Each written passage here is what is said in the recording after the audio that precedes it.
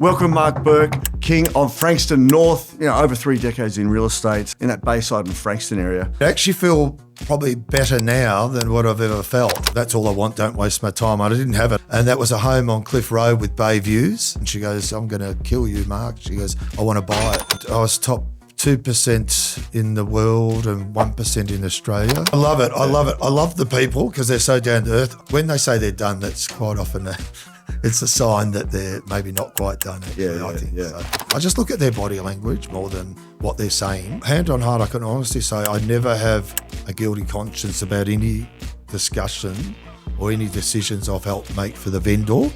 Be the frog in the pelican's mouth and never give up. Like, just keep going, because eventually you will punch through, you'll push through. Winners do what others won't. Well, welcome to the People Behind Property podcast, brought to you by O'Brien Real Estate. In this series, we shine a light on personal stories, career journeys, and expert insights shaping Australia's real estate market. Meet the agents, industry leaders, and voices behind the O'Brien network, because here it's personal. So let's dive into today's first conversation. Welcome, Mark Burke, king of Frankston North. How are you today? Good, thank you. Very good. Thanks for being on the show. Thanks for having me. Thanks. Really excited to, dive into your 30-year plus career in real estate. Mm-hmm. I know you spent over 3 decades in real estate, especially in that Bayside and Frankston area. How does it feel reflecting on such a long, successful career? It's great. I actually feel probably better now than what I've ever felt doing it, because I've had a lot of good people I've met through the journey, and I just feel energised and full of energy about it. I know. You're still. Yeah, I'm still got a lot of life in me yet about it. And, you absolutely do. I still want to keep going and make it happen. Definitely. Very determined. Well, mate, take us back. Like, what drew you to real estate 36 years ago? So my father, slightly longer actually, I hate to say, but anyway, my father introduced me to a guy years ago called Stan Fisher in Mount Eliza, and later that became Blackburn Lockwood. But in that case, Stan didn't have anything, but he put me onto a guy called Rogan Ward, which was a company called Taylor's Real Estate. And they were on the Pean Highway, Frankston, just near the Landmark Centre there. And I started off initially I was 17, just washing the windows, taking the rents, doing rentals a bit, being the gopher, those days you call it sales cadet, sales associate. Yep. And then I worked with a guy called Rogan Ward, Jack Ward, and Dennis Conadaris, who was quite well known in the community later with Age Properties. And they gave me a lot of training in what I call probably the olden days. We were just relying on windows and newspapers in those days and stuff. No internet. Long time. So 36 plus years. What was that defining moment when you knew real estate was going to be it?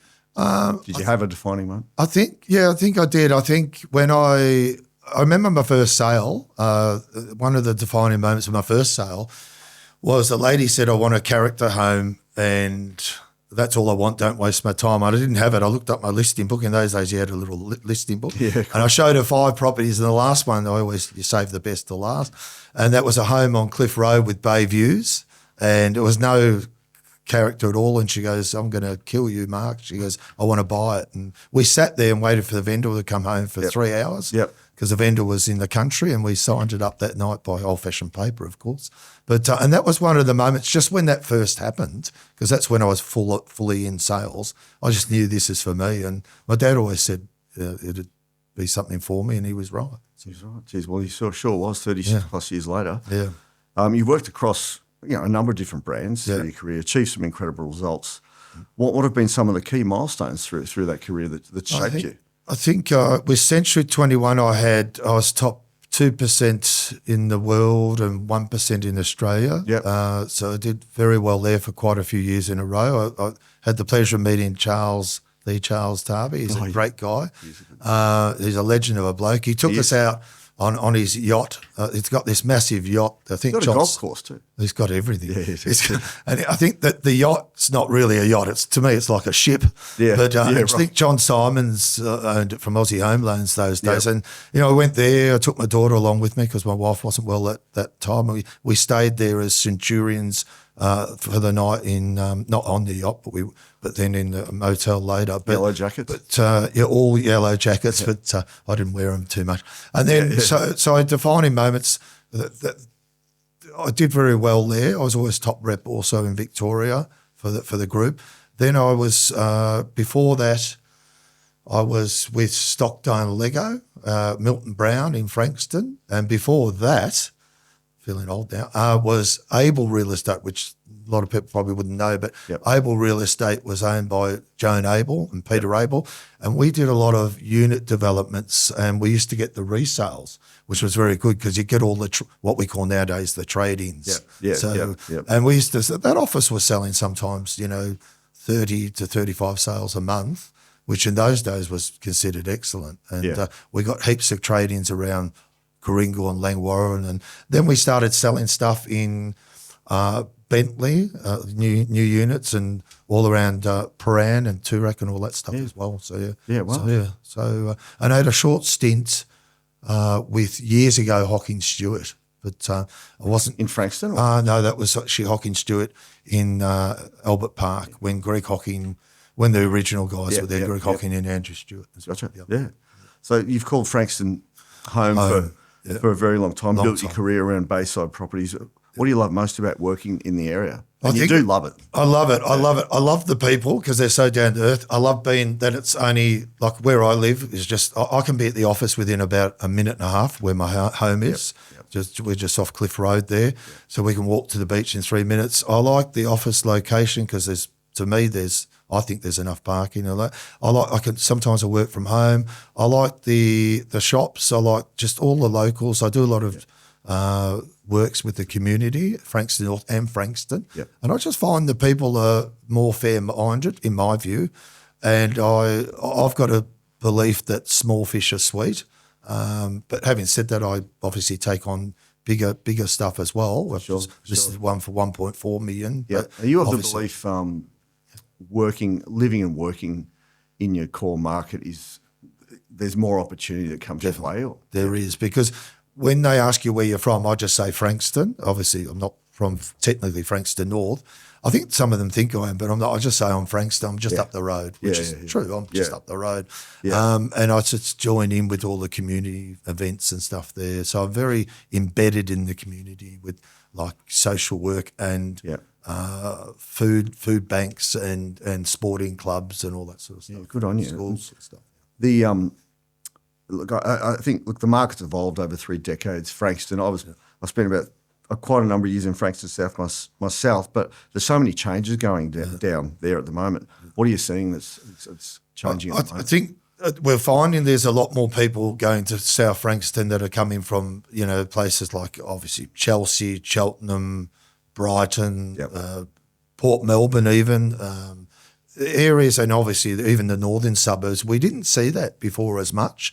And they're not just retiring, they're getting people that are just some downsizing, some upsizing, but they're saying, look, I'll pay off my bigger mortgage in, South Yarra or wherever it is, and then come down here where they consider it better value. I mean, it's going up. But and it's near the beach. Yes. And you're right, the last station to the beach is Frankston. That's it. So it's got a lot going for it. Yeah, obviously Peninsula Link, and there's obviously a lot of apartments going up as well at the moment. There's about 5 or 6 that are earmarked, about 3 of them on the Peen Highway. So, and they've increased the size you can do them, so that's really good. Yeah, that is good.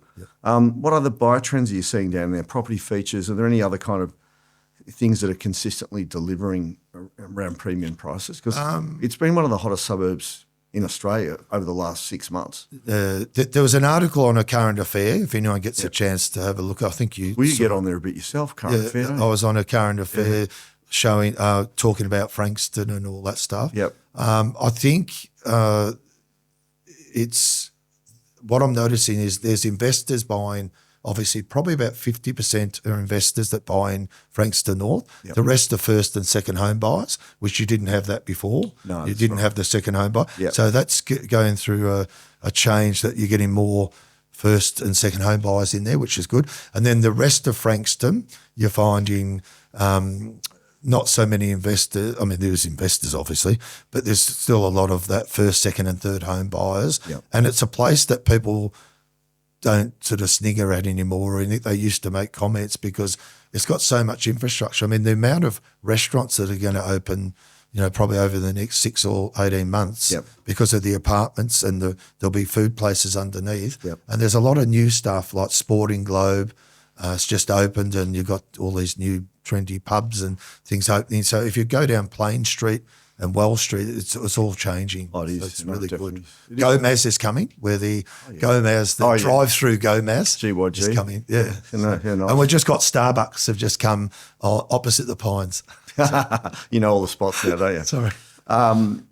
What was I going to say? So I think, look, you've been recognised one of the top agents internationally with Century 21. Nationally, you're certainly one of the top agents in the O'Brien network. What do you think sets you apart? I see your photos. I see a lot of the stuff you're doing. You're certainly very customer focused. What sets you apart? I think, there's always heaps of room for improvement. So I never rest on my laurels. I'm certainly not complacent. And obviously, there's heaps of people that do it still better than me. But I think I like to just have a very personalised service and approach, and just going those extra 1%ers, like, you'll meet someone, if you can, when the settlement is, if you've got time, you'll write little notes to people, nice notes. You'll send them a message. You'll phone them and see how they're going. Just those sorts of personalised approaches, I think, are very important. Yeah, definitely. But still got a long way to go as far as that's concerned. But I just think just being straight with people rather than trying to – I never try and cover stuff up. I think you're better off to just come out with something. If there's an issue, you address it there and then on the spot. Yeah. And even if it's on my day off, I don't take many. But if it's even on a Sunday, I'll ring them and always make sure I'm available. And if someone wants to list a house, I'm available 7 days a week, 24/7. Of course, that's to be expected. We know obviously negotiation, and I know you're big on auctions, but negotiation is still one of your strengths, and it's very important. Have you got an example of maybe when you really had to persist with a negotiation to get to the end of a sale? Yeah, I had one in a couple of years. This is one I remember very distinctly that was in Lawson Avenue. Yep. The guy crossed his arms at the office at about 8 o'clock at night and said, "I'm not going up, I'm done. So I said, "Look, I'll just get you a glass of water." So I got him a glass of water. His arms became uncrossed. He got more relaxed. And I think we got the price up about another 61 grand. So it's just that when they say they're done, that's quite often it's a sign that they're maybe not quite done, actually, I think. Yeah. So I just look at their body language more than what they're saying. Yep. It's more the body language and stuff like that. Yeah. And obviously you're always trying to meet seller and buyer together, find a middle ground where you can as well. Yeah, of course. So, always courteous to the buyer, but obviously we're working for the seller. So get the seller the best price. And I think I don't have any problems with my sellers because I find you just don't water down the whiskey. You just tell them the good, the bad, the ugly. Yeah. And if they trust you, they'll go with you. Like I've got all my vendors lately, and as always, generally, they trust me, and if they trust me, they'll go on my advice. They say, "Mark, if you say to do this, we'll do it." Yeah. And that's what it's about, trust. You've got to build trust. Yeah. You've got to earn that. Yeah, that's through relationships. Like, do you get a lot of people just calling you direct saying, "Mark, can you list?" Or are you still actively prospecting? I still do prospect, but I do, like I think last week I got 7 appraisals phoned in, like through to my mobile. Yep. And that's just really from them seeing results I'm getting on obviously realestate.com. Of course. And Domain and both obviously, but, just getting results. And also people talk, so word gets around and doing little different things at auctions that I do that other agents don't do. Yeah. Like, like for a bit of fun of having a bagpiper. Sometimes, that's cool. Which is eccentric, but it's kind of me. It is funny. You got some quirky stuff. I like quirky things quirky Burke and is that what they call you? Yeah, quirky Burke. And maybe sometimes you have pizzas or coffee or pancakes or something at the auction. Or yeah, nice. Like yeah, that's good. Just don't eat it yourself. It's a good nickname. I'll remember that one. Quirky Burke. You do talk a lot about integrity and customer service and. How do you maintain those values, but while still trying to be a high performance agent and delivering, record prices for your clients? How do you do that? I think it's a great question. I think you have to live with yourself, and I find I can, hand on heart, I can honestly say I never have a guilty conscience about any discussion or any decisions I've helped make for the vendor, because I've told the vendor a bit like what a surgeon would or like a doctor would with the script. I say, look, this is a 1% chance, if it is, that it could happen, or it's a 10% chance, and this is a 90% chance it won't. But and showing them examples of what's happened lately, and then again, that's what you do, just that way. That's how I do it. Yeah, that's good. I think that's good, and you do come across genuine and quite warm in your approach as well. So people, I like to have fun. Yeah, you have to. I've seen a few funny photos. You're interesting with your photo poses on front of the boards. It's like that. I suppose 36 plus years in the industry, I know you've got a system as well, but for the younger agents that are starting out today and, younger people are a little bit more flaky, they don't necessarily always have the commitment than what it actually takes. What advice would you give them around building a long and successful career? I think be the frog in the pelican's mouth and never give up. Like just keep going, because eventually you will punch through, you'll push through. I just find some young people, not all, but some do give up very easily. Yep. And I find it's the easy way out is to give up. And that's the easy way. It didn't work for me. I mean, I think the turnover of agents, I think you'll find, I think it's 80% in the first year leave the industry. And look, sometimes it's partially caused by a company not backing them up as well. But I think, look, in the end, if you want to make it, you're going to make it. So I say fake it first, then make it, meaning just have the stature of being proud and sitting up straight and being, without being too pushy about it, but just having confidence. Yep. And if you have that confidence with them and make eye contact, that really makes the difference, yeah. Oh, definitely. No, that's good advice. You've been awarded consistently, Rate My Agent, the Centurion you mentioned before, the O'Brien Awards. What do they mean to you, these awards, personally? Or you seem pretty humble. So, what do they mean to you, these types of awards? I like them. I'm not one. I mean, I made a terrible mistake years ago, which I actually kind of regret. I feel really bad about it in hindsight. I didn't go to one or two of the Centurion Awards for Century 21. So sorry, Charles, if you're listening. But in hindsight, I should have actually done that. That was, there was a few things happening in my life at the time. But in hindsight, I should have done that. I think that was probably one of my regrets. Yep. Because, again, for the young people, that would, it's kind of embarrassing. But look, I think that the good thing about it now, I've learnt from that, and you always learn. And I love awards and that, but I like to get it and just look at it, and then it's on with it. Move on. Start again and move on. Yeah. I like one photo shot, and then that's it. Sort of move on, and let's try and get it again next year, or do better and try and improve. On definitely. your gross commissions and stuff. Yeah. 'Cause what do you think your kids get out of the commitment you've shown to real estate? What are they doing with that? What are they up to? So Monet, my daughter Monet, she did dabble in real estate. So she might come back. I've got a feeling she'll come back to it. I really do, because she's always asking me things, but she's better off to probably not work with me. We get along fine, but I just find it's harder. Well, I think it is for us anyway. Yeah. But there's no personality clash. I just think she worked for Stav for a while, and that went fantastic at Chelsea, and Stav and that loved working with her. So Monet, I think, will come back. My other daughter Bronte, she's a fully qualified nurse, and I think she's about to become a RN or something. Okay. I think higher up there. Yep. And then I think she wants to do more like beauty products and all that stuff, Botox and stuff. Yeah, okay, fair enough. I don't need that stuff. So she's into that. So I don't think she'd do real estate. They saw the hours and commitment, and some people just don't want to do it, and I respect that. But I love it. I think it could not. It's the only career I know where every home on there, like looking at the photo, every home, when you walk into a street, every home's a prospect. And people go, even if it's a tenanted property, people go, oh, it's a tenant. Who cares? The tenant can be your street sergeant. Yeah, what I mean by that. Yeah, gotcha. So everyone to you is still an opportunity to 100%. Yeah, 100%. If you got that they've got, not in a selfish way, but they've got money behind their head. I'm just like a dog at a, pardon me, I'm just like a dog at a bone, make it happen.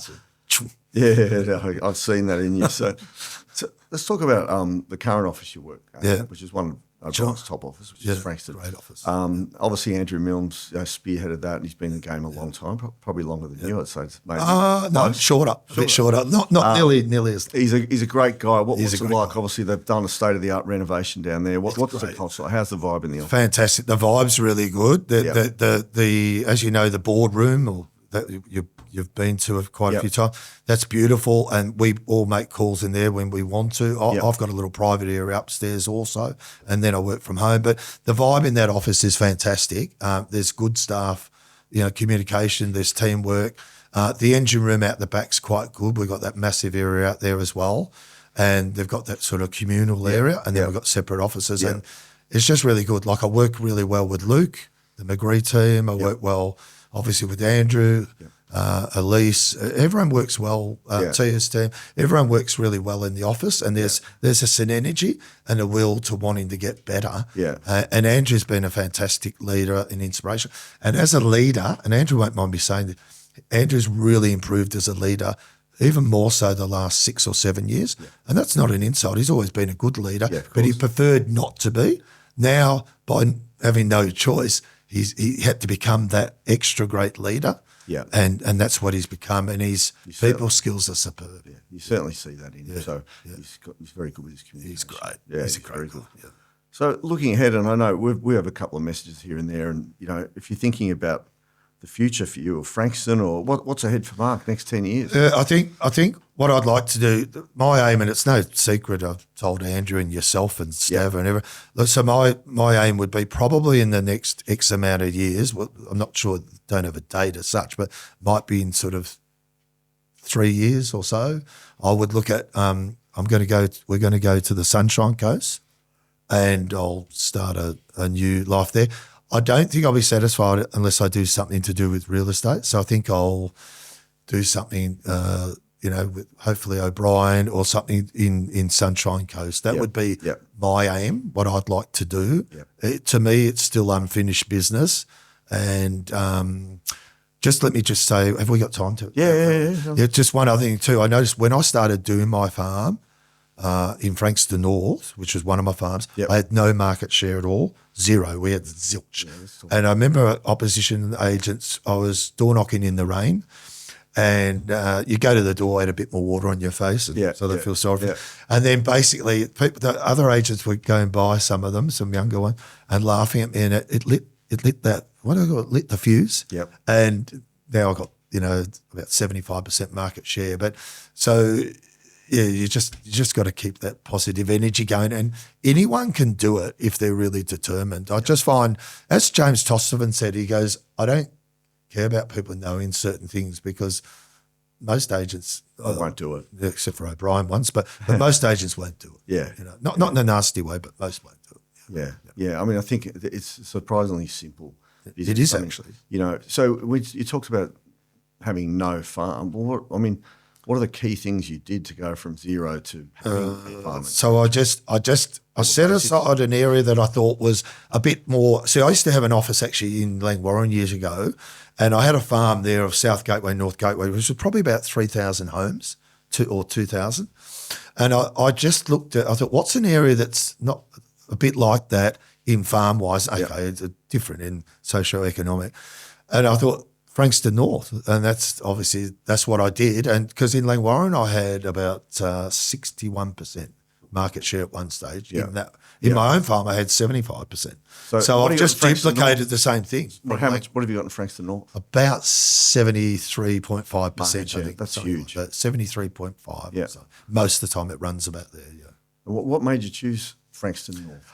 Because a lot of agents bag it, and a lot of buyers and that bag it. So I thought I want to help also make this area nicer, and so I helped sort of organise the Starbucks across the road and all those other things. And there's a lot of funding gone towards schools and everything. So I've been involved with some of those things. So I've just wanted to make it a better area. I just love it. I love the people. They're down to earth. You've definitely done a good job. And I know, look, you're so big on auctions, and every week you love them. What sort of clearance rate would you have sort of seen? It'd be up there. It's my clearance rates in the last 3 years would be 100%. I don't pass them in. When someone says to me, even if I've got an advocate that I'm dealing with that's with me, I say, guys, we don't pass them in. Yeah. Oh, we want to pass them in. I say, sorry. If it's my listing, we don't pass them in. Yeah. We're here to sell them. We sell them on the day. Yeah. So they'll always be very unusual for me to get it passed in. I have a very good method of making sure they sell on the day with clear communication to the vendor all the way through the campaign and plenty of communication to make sure it happens. Yeah. Clearly it's showing in the success you've got down there.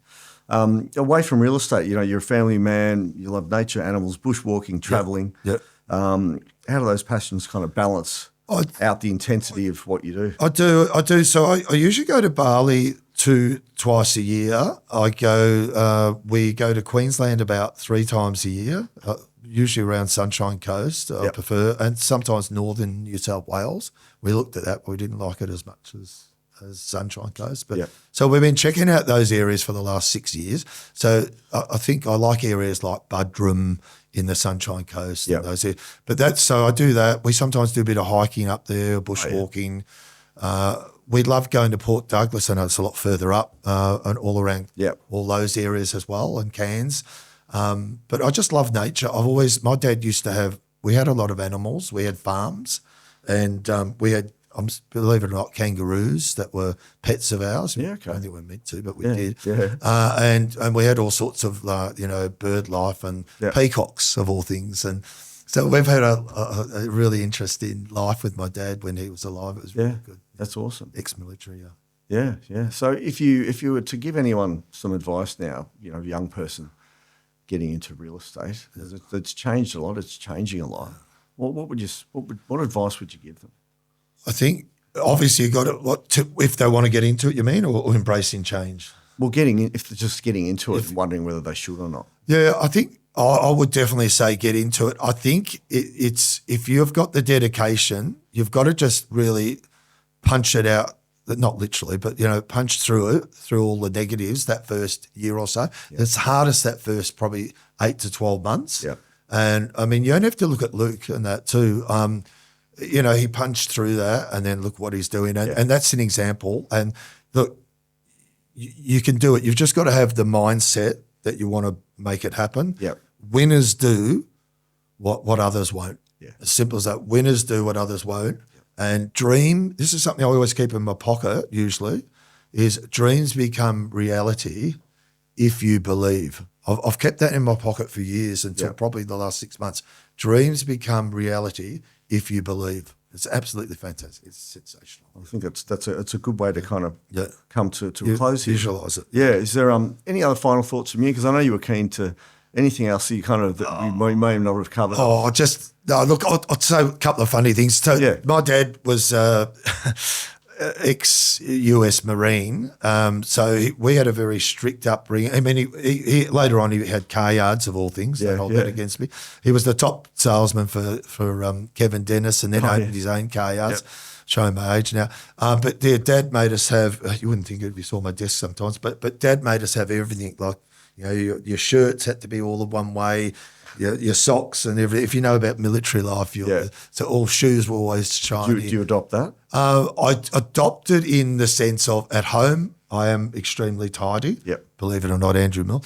But at my desk at the office, sometimes I've got to sort of regurgitate. But whereas you look at the younger ones don't. But I just find I like to still have some notes, not just I use my laptop and all that stuff, all the technology. But I like to still have notes. It's just me. It's part of me, and I don't want to change. It's just me. That's how you do it. But I just love real estate. I want to keep going. Nothing's going to stop me. I just want to keep doing it and make it. But I love O'Brien. The brand is great.